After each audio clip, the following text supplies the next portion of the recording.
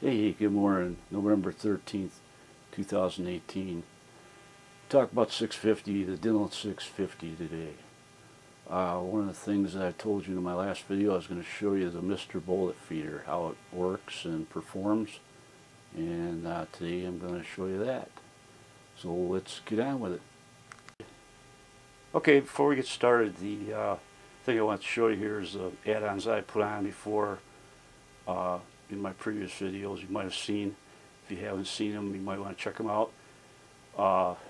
It's a add-on that you can put on, and it bolts up underneath the primer mechanism, and it's a live primer catcher, so that when you have a jam up or you have a malfunction on your loader, you know how you sometimes rotate the handle and you get a primer that falls out and it's live and it falls down the chute and it ends up on the ground. Well, that gets tiring after a while, after many years of that. So somebody come up with a device that adapts to the Dillon. It's an aftermarket device and it bolts right up. And like I said, you can see that in my previous video. It's on my Dillon add-ons. The nice thing about it is it also comes with a primer catcher, and I'll show you that. Again, right there you see the big bottle that catches all your spent primers that come out of the shells. That's a big savings there too, because a lot of times you don't pay attention and then that big steel container that's underneath the press gets filled up, and then you're not paying attention, and then as time goes by they start piling underneath your shell plate, and now you got a big jam up and you're wondering why. So I bought this stuff here. It saves me on a lot of headaches, so just thought I'd show you this real quick. Then, as you know, on the case feeder, another add-on I put up on my ceiling, because the case feeder gets low in brass, and a lot of times you want to see what's left in there. Sometimes you want to run it empty, you want to know how much you got left in there. And I installed this mirror up there, so that helps a lot. I just put some adhesive on the back and just stuck it right up on my ceiling. This is just a reloading room. It doesn't really hurt nothing in here. I don't really care about it. Some of you guys may not want to do that in your wherever you're loading at. Maybe you don't want to do that to your ceiling, but this helps out a great deal. And then I also got one on my Mr.Bullet feeder. We'll get to that in a minute. Here's another little device I put on my filler tube, or not filler tube, but the primer alarm system. On the top of the plastic rod, you'll find that a 45 fits on there perfectly. And that's what I did there, so it helps put a little weight on it, a little easier to grab and stuff. It just looks cool. Just an ego thing, no big deal. I thought I'd show you that. Okay, this is a Mr.Bullet feeder all attached to the case feeder, and it takes a little time to set that up. It took me about, I don't know, a couple hours. But there you see the mirror. It looks down inside, so down when you're down below, because it is pretty tall. You gotta use a little step stool to see, you know, what you got inside there if you want to check it. So I installed a little mirror on the side that you can bend over, you know, with the brass tubing. So that's what I did with mine. Okay, I want to show you the correlator, how that works. This is showing you how the bullets are being picked up. Go up the ramp and go right down the chute.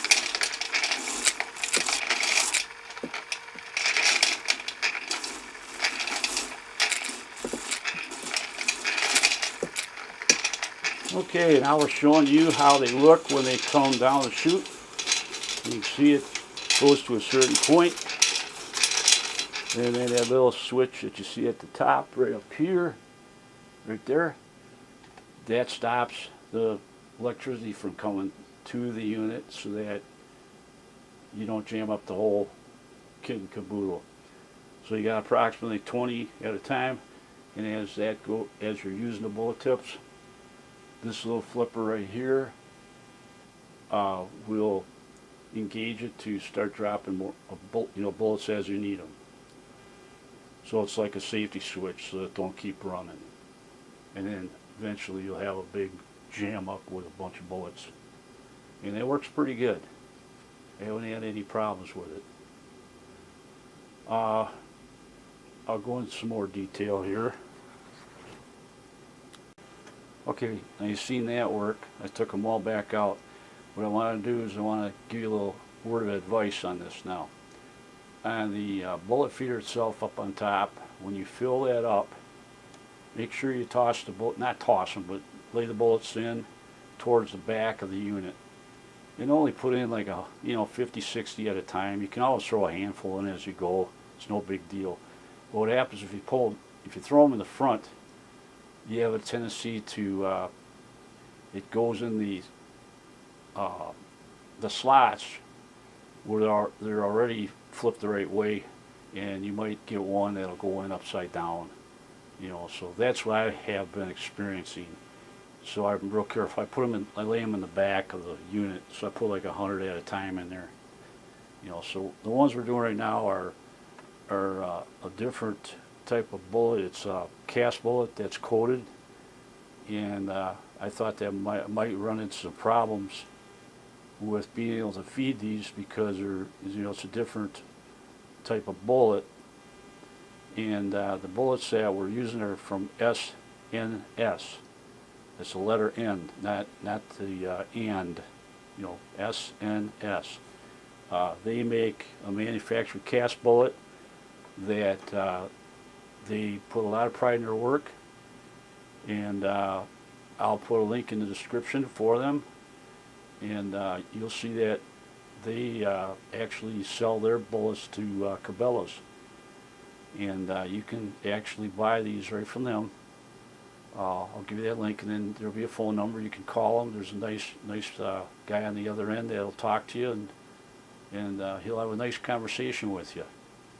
And you can talk all kinds of stuff with him. Real nice guy. He's about midway down in Illinois. You can visit the plant if you want, and if you're in, not too far away from there. So I'm just letting you know that stuff. So if you want to get into some cheaper loading, I'm not saying they're just cheap.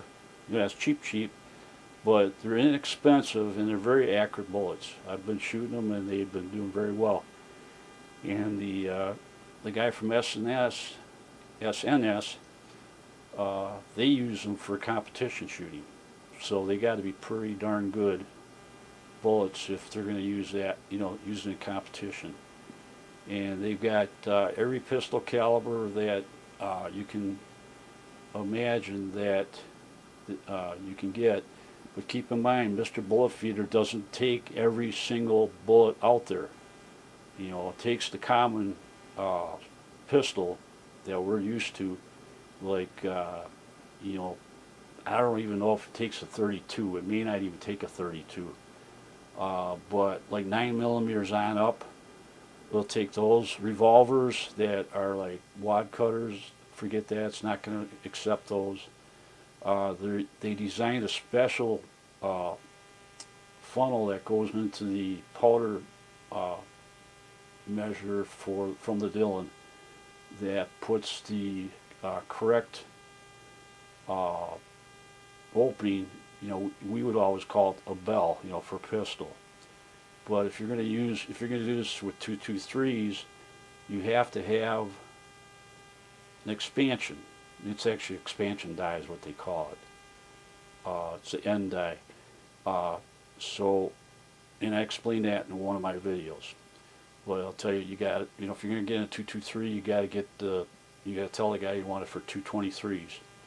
And then he'll send you it all set up, ready to go. He makes the adjustments for you if you ask him. You got to talk to him himself, because this comes from the Netherlands.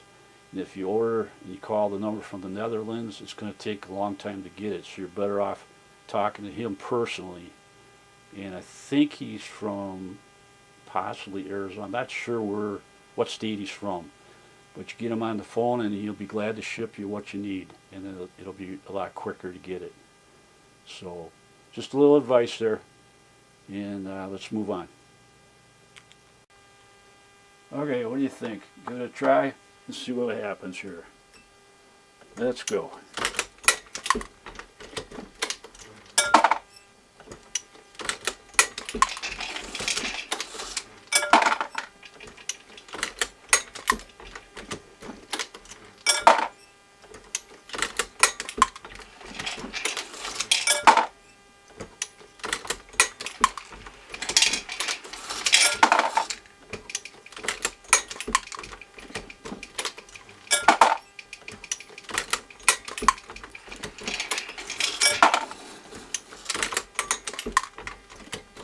I'm not going real fast with it because you can go a lot faster if you like, but it's crazy, you really don't have to.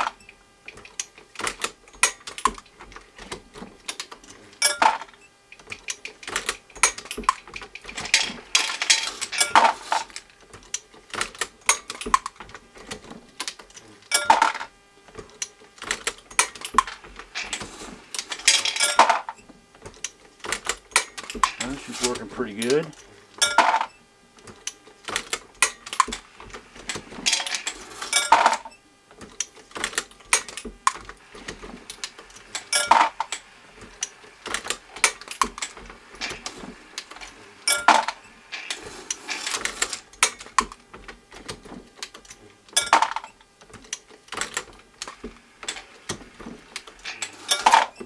Okay, that takes care of that. Okay, as you can see, it works pretty good. You know, didn't have any flaws at all. I mean, it had a little bit of problems when I set it up, of course. You're going to have the same problem. You're going to have bullets that are going to come upside down to start with. Got to make a few minor adjustments. I'll tell you what, I'm going to be honest with you. This Mr.Bullet feeder, when I got it, when I got to 223, I set it up and it was flawless. I told the guy what bullets I'm running, and obviously he didn't really care too much about what bullets I was running, the way he acted to a point, but he was able to set it up with no problem whatsoever. And when I got it in the mail, I did everything that was told to do in the instructions.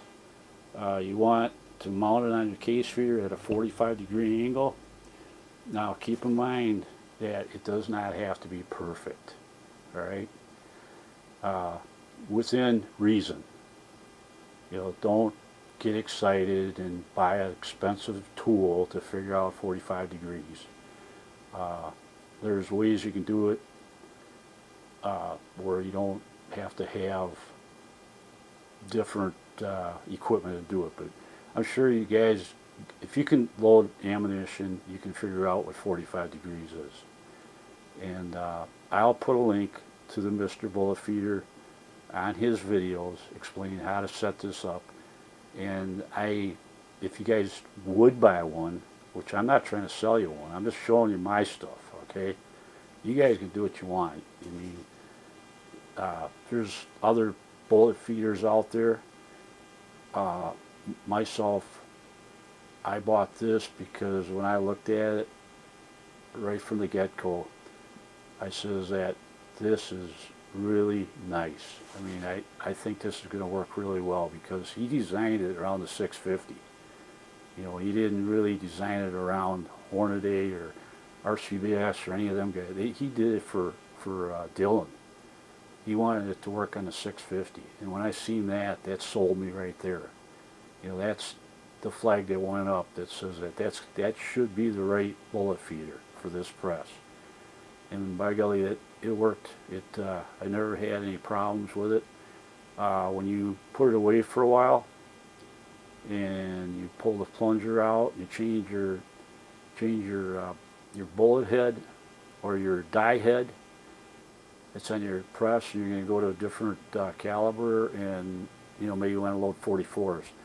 So you take the 9mm, which I've got here now set up. Let's say tomorrow I want to take that off and load, 44 mags or something. Well, I'll take that off and then I'll start loading my 44s, and then I don't use a Mr.Bullet feeder for that because 44s will not work on the Mr.Bullet feeder. So with that said, now you're going to have the pins pulled out of here, and slide that block out, and that's going to disrupt a few things. Your powder dump's going to be disrupted. I don't care what anybody says, you can't just take the pins out, put the head back on, expect to get 4 grains of powder. You're going to have to check that thing real thoroughly for, maybe as much as 25 empty cases until you got that set right where you want it. And then when you got it set where you want it, you start running about 10 or 12 and then check it again. And once you get comfortable with it, once you got the Mr.Bullet feeder, I don't usually recommend going max loads, for powder dumps, because if for some reason it overshoots a little bit, you get in that danger zone. So I keep mine right in the middle for pistol, because pistol, to me, you want them to eject out of your gun, and I find that a lot of times if I go minimum load requirements, I have trouble on different pistols where they don't want to eject. They're a little too light in some cases. The cheaper guns, like some of the stuff you pay like $125 for, and then you get into like a Glock. Now that's going to be something you're not going to want to load. And there's a lot of people out there that have their differences on that, and I'm not going to get into that. But I will make a video on the Glock someday. I'm going to tell my gripe, or not my gripe, but my reason why I will not load ammo for a Glock. And there actually is videos out there, the reasons why. Very dangerous. So a lot of people are going to say, no, it's not. I do it all the time. Yeah, I know they do. But I will explain and tell you why. So I'm getting away from the Mr.Bullet feeder. I'm always, every time I do a video, I end up getting sidetracked. But just remember, you're going to have to do some fine-tuning on here. You're not going to be able to do it in 15 minutes. It's not going to happen. Just to put it on the case feeder itself will take you probably, a couple hours to get it to where you're real comfortable. Because what you want to do is you want to make sure that when you mount that thing, that the hose that comes down, where the bullets are sliding down, the hose is made out of metal. It's like a spring. It's any bullet will go in there that's a pistol, and it slides down. You got to have it set just right, because if you have too much of a bend in it, what'll happen is the bullets will come down and they'll stick into that hose, and they won't come down to the shell, the die, where the bullets go into the bullet or go into the case. So you're gonna have to make sure that spring deal, that where the bullets come through, is just as straight as you can get it. Make sure that you don't have to have it perfectly straight, but make sure that the bullets slide down that with not any friction, because what will happen, and I've seen it happen before, I had to adjust mine, where it'll come down and it'll start spinning as it's coming down, and then that tells you there's friction. You want it to, as soon as it leaves the correlator on top, it should just slide down with no problem at all. It should slide down with ease. But if you're getting like 1 out of 3 that are spinning in there and having a hard time getting down, that means you better stop and readjust that spring hose that's on there. And it takes time. You may have to cut it off and shorten it in some cases. I think I did, I ended up shortening mine because the way I had mine positioned on the case feeder up above, the Dillon's case feeder, I had it too far forward, and by having it too far forward, it allowed the spring filler to be too long. It had a little bit too much of a belly in it. So it's been so long since I set this up that you're going to find out you're going to have to use your own judgment on that. And where you want the bullet feeder to be on the ridge of the case feeder up above. You know, you can mount that, you know, all the way around the back side if you wanted to, but that's not where you're supposed to do it. You got to put it within reason. And he'll go over that. He's got videos on YouTube explaining every detail on how to mount this thing and how to set up your correlator inside, how to use the shims. There's shims that go in there for each caliber, what's required. And one thing I want to mention too is that you're going to ask probably, well, do you get all the calibers? No, you do not. You have to tell them what caliber you want, and you get one caliber for X amount of dollars. I'll put a link in the description on that too, on the prices that he's charging. And you have to pay for each caliber as you order, you know, as you want. Now, keep in mind, the reason that I use it, well, it's not really pertains to you guys so much as it does me. I have a hard time with putting these little tips on top of the case because I have a tendency to shake a little bit and fumble with it on the little ones. You know, the little tiny, you know, like 9mm. 9mm is a real bear for me to lay it on top and then walk it up and then, you know, do one at a time, you know. And 223s are a real bear to grab and stick on the top of the neck. So my whole thing about getting the Mr.Bullet feeder was for that reason, because I have trouble with that. So the bigger calibers, I don't have any trouble. Like the 45s, I load those with no problem.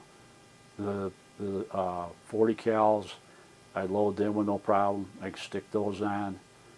Because you're talking, I think it's like a couple $100 for a conversion each time you convert, you know, to a new caliber. So I got a 223 because 223s is high volume for going out to the pit to shoot rapid fire, and you waste a lot of ammo. And you want to shoot them very reasonable price. You know, you want to be cheap. I'll say the word cheap. So the 223s is a must, I think, you know, to get the Mr.Bullet feeder. It'll step up your production, and you can really knock them out quick with that once you get it set up. But keep in mind now, the 223, he's going to, hopefully he'll tell you when you order a 223 that you got to buy an end die, and that's made, I believe, by Lyman, and I'll put a link in the description on that also, just so you can take a look at it. It's called the expansion die, and I think it's in, I know it's in one of my other videos where it's either in the fastest way to prep your 223 brass. I think I mentioned it in there. You have to have an M die for that, and it's not a big deal because you still got to use the funnel that he sends you with each conversion. You know, you take the funnel out that you normally would use for your conversion from Dillon, and then he supplies a funnel for the 9mm, the 40 cals, the 45s, you know, all those pistol brands that you get. I'm pretty sure you can load 30-06 with this too. Don't quote me on it. I think he's getting into the rifle stuff pretty heavily too. But you may want to ask him, if you know, give him a call, see what kind, you know, ask him what caliber he has conversions for. And you don't have to buy a conversion for every caliber that you shoot, you know, just the ones that you shoot a lot of. That's what I did. You know, so 9mm is my fun gun. I got an AR-15 that I shoot there because I can't shoot a pistol very well. I do shoot pistols, but here in the last, I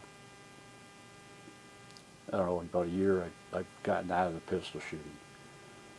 So I go down with my AR-15 and I'll sit down at 50 yards and stoop down and shoot off my knee, shoot at cans, and have a blast with it. You know, so all the brothers come with me a lot of times, and we have a lot of fun. And this is why we load a lot of ammo. You know, so I don't know. What do you guys think? You think that look pretty sweet for what I've got here? I mean, I like it. I've had it for, I don't know, going on probably 5-6 years now, something like that. And works really great for me. I never got a chance to show it to you, and I thought I'd just give you a little peek and see what it looks like in action. And it was a little bit of work for me to do this because, you know, like I say in my other videos, I don't have a camera person, and I have to tripod everything to get the right angle because I'm real tight corners. So I got a small little tripod that I can stick in the corner, and I can get the lens right where I want it.